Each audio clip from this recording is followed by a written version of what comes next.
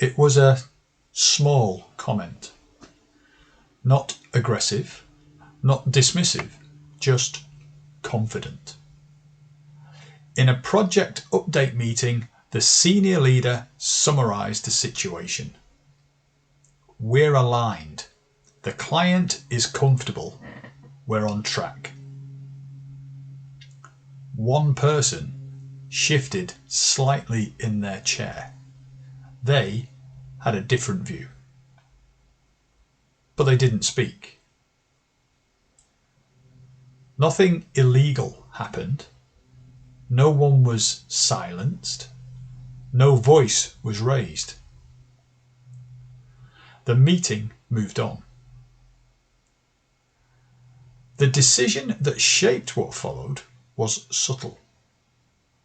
The leader had recently told the team to reduce noise. There had been too many competing interpretations, too much second guessing, too many debates about minor variables.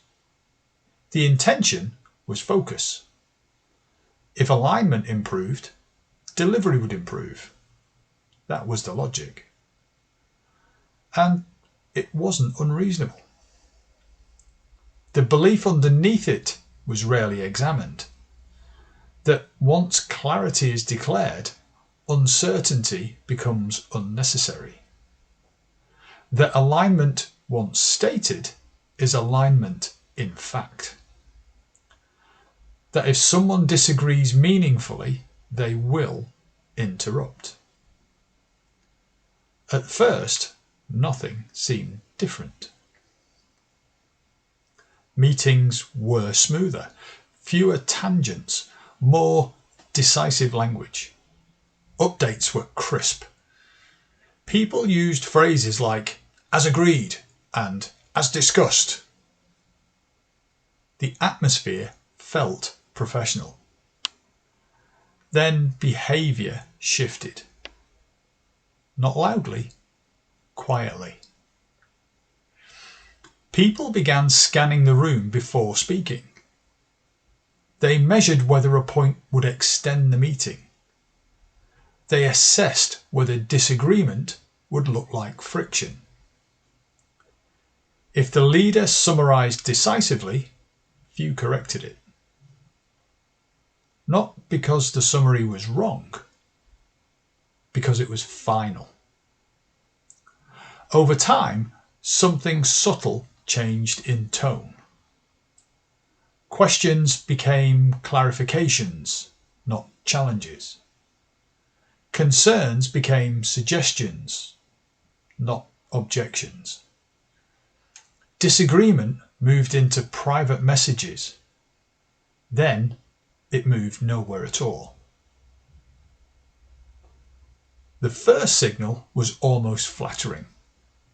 The leader noticed fewer interruptions, fewer corrections, fewer conflicting interpretations. It felt like trust. It was actually restraint. Psychological safety doesn't disappear dramatically, it narrows. Originally, the team had treated alignment as something to be negotiated. Gradually, alignment became something to accept. People adapted to the leader's certainty. They reduced visible doubt. They stopped testing assumptions in public. Delivery didn't collapse. Deadlines were still met.